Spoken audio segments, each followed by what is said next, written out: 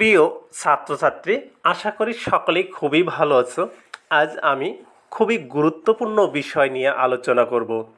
আজ আমি আলোচনা করব সৃজনশীল প্রশ্নে উত্তর কিভাবে লিখলে পূর্ণ নম্বর পাওয়া যাবে এবং সৃজনশীল প্রশ্নের উত্তরগুলো কিভাবে লিখলে আমরা 10-এ 10 মার্ক পাবো। আমি আজ সেই বিষয়ে বিস্তারিত আলোচনা করব। আমাকে অনেক ছাত্রছাত্রী অনুরোধ করেছে কিভাবে লিখব এবং বাংলাতে আমরা অধিকাংশ ক্ষেত্রে সময় কমপ্লিট করতে পারি না। যে সময় দেওয়া থাকে সেই সময়ের মধ্যে সবগুলো প্রশ্নের উত্তর লিখতে পারি না। আমি আজ তোমাদের সাথে সেই বিষয়ে আলোচনা করব, সময় বন্টন এবং কোন প্রশ্নের উত্তর কত পেজ লিখতে হবে, কত লাইন লিখতে হবে, কত শব্দের লিখতে হবে, সব আজ আমি তোমাদের সাথে বিস্তারিত আলোচনা করব।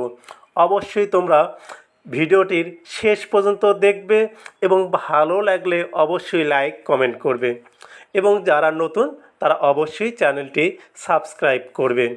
আমি তোমাদের অনুরোধে বিভিন্ন ধরনের ভিডিও তৈরি করে তোমাদের উপকার অর্থে আমি ভিডিও আপলোড করি। অবশ্যই যারা নতুন তারা অবশ্যই আমার চ্যানেলটি সাবস্ক্রাইব করবে। এখন আমি তোমাদের সাথে আলোচনা করব কিভাবে কোন প্রশ্ন লিখতে হবে, সেটাই আমি আলোচনা করব। 1 নম্বর, বাংলা সৃজনশীল ৭৭-এ পেতে যা যা করতে হবে সেটাই আমি বলছি। একটি প্রশ্নের পূর্ণমান যত তত প্যারায় উত্তর করতে হবে। 2 নম্বর, মোট 11টি প্রশ্ন থেকে 60টির উত্তর করতে হবে বাংলাতে। গদ্য অংশের 4টি প্রশ্ন থেকে ন্যূনতম 2টির উত্তর করতে হবে। 2, পদ্য অংশে 3টি প্রশ্ন থেকে ন্যূনতম 2টির উত্তর করতে হবে। নাটক অংশ 2টি প্রশ্ন থেকে ন্যূনতম 1টির উত্তর করতে হবে। উপন্যাস অংশ 2টি প্রশ্ন থেকে ন্যূনতম 1টির উত্তর করতে হবে। সাধারণত এটা এসএসসি পরীক্ষার্থীদের জন্য। এছাড়াও অন্য অন্য ক্লাসের ছেলেমেয়েরা বা ছাত্রছাত্রীরা অবশ্যই আমার পরবর্তী অংশে দেখো কিভাবে তোমাদের সৃজনশীল প্রশ্নের অ্যান্সারগুলো লিখতে হবে। বিশেষ দ্রষ্টব্য, প্রতিটি অংশ থেকে ন্যূনতম সংখ্যক প্রশ্ন উত্তর করার পর যে কোনো অংশ থেকে যে কোনো একটি প্রশ্নের উত্তর করলেই মোট 60টি প্রশ্নের উত্তর করা হয়ে যাবে। 3, সৃজনশীল প্রশ্নের উত্তর এর ইনস্ট্রাকশনস। জ্ঞানমূলক বা ক নং প্রশ্ন, স্ট্যান্ডার্ড সময় 1 মিনিট। 1 মিনিটের মধ্যে ক নম্বর প্রশ্নের অ্যান্সার শেষ করতে হবে। স্ট্যান্ডার্ড লেখার পরিমাণ 1 বাক্যে লিখতে হবে। 1 বাক্যে লিখতে হবে, অর্থাৎ 1 প্যারায় লিখতে হবে।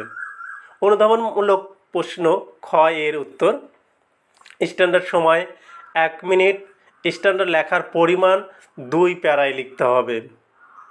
এবার প্রয়োগমূলক বা গ নং প্রশ্ন, স্ট্যান্ডার্ড সময় 6 থেকে 7 মিনিট, স্ট্যান্ডার্ড লেখার পরিমাণ 3 প্যারা।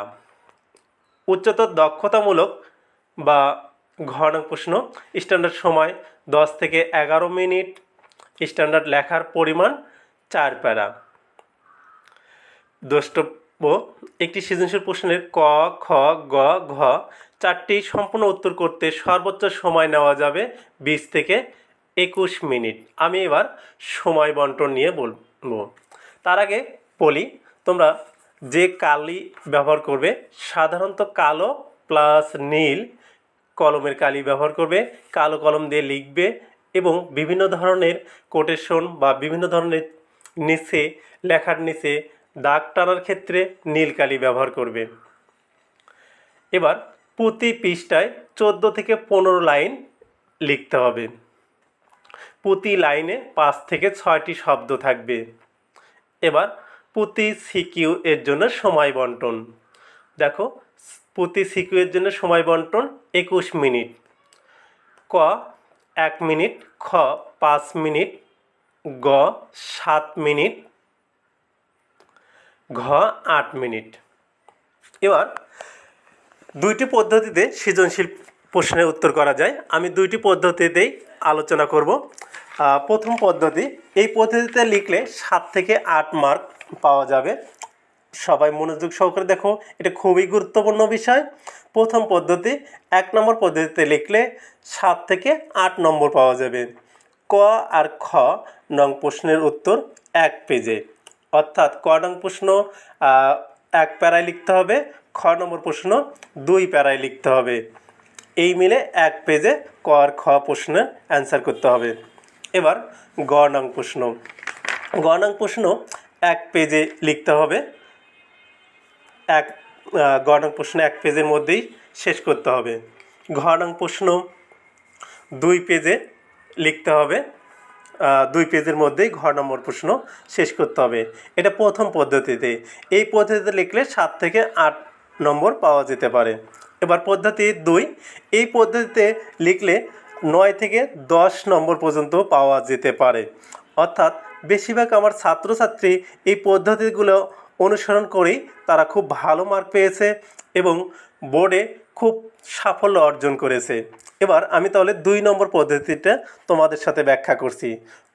একইরূপ ক ও খ নং প্রশ্ন 1 পেজে লিখতে হবে, ক নম্বর 1 প্যারা, খ নম্বর 2 প্যারায় উত্তর করতে হবে এবং সেটা 1 পেজে। এবার গ নম্বর প্রশ্নের উত্তর লেখার ক্ষেত্রে 2 পেজে লিখতে হবে। এরপর ঘ নং প্রশ্ন 3 পেজে লিখতে হবে।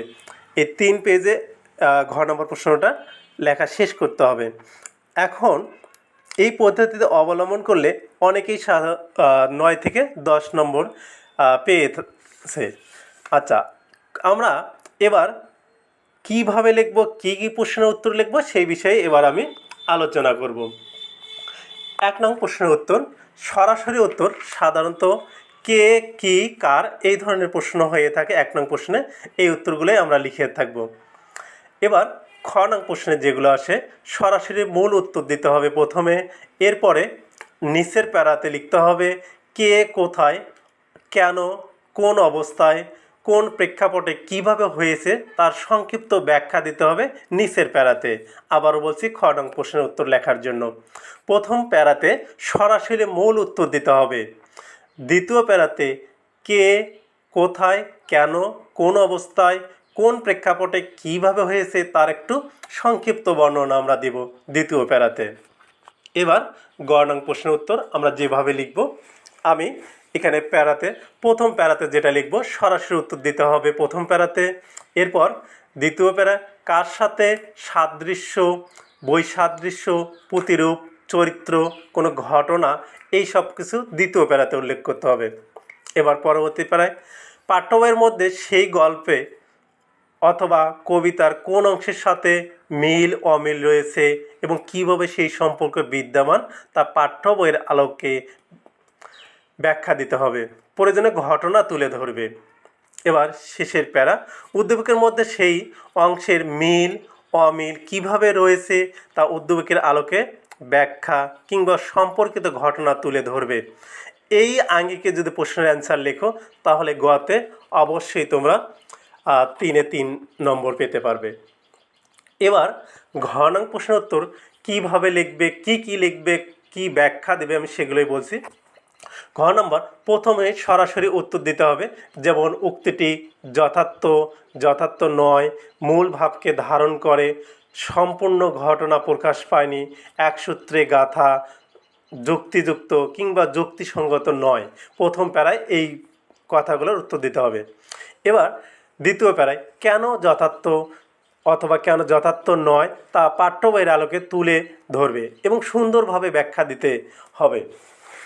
এবার পরের প্যারা 3 নম্বর প্যারা, উদ্দীপকের মূল ভাব অনুধাবন করে তার মূল বক্তব্য তুলে ধরবে এই অংশে। এবার শেষের প্যারা 4 নম্বর প্যারায় আমরা যেটা তুলে ধরব, উদ্দীপক ও পাঠ্য বই দুটোর মধ্যে কীভাবে মিল অমিল রয়েছে তার বিশ্লেষণ এই অংশে দিবে। এরপরে তার নিচে আর একটু প্যারা করব, পরিণতি, পরিণতি, প্রভাব, তাৎপর্য, গুরুত্ব, মূল ভাব, এটাতে সুন্দরভাবে আমরা ব্যাখ্যা করব। তাহলে আমরা আশা করি সৃজনশীল প্রশ্নে 10-এ 10 নম্বর পাব এবং পরবর্তীতে যে কোনো পরামর্শ এবং তথ্যমূলক সেবা পেতে অবশ্যই চ্যানেলটি সাবস্ক্রাইব করবে।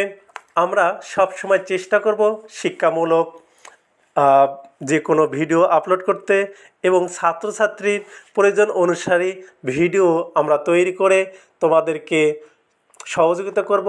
তার জন্য অবশ্যই তোমাদের সহযোগিতা দরকার।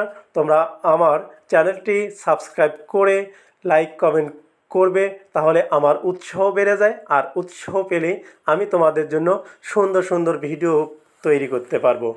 ধন্যবাদ আমার প্রিয় ছাত্রছাত্রী।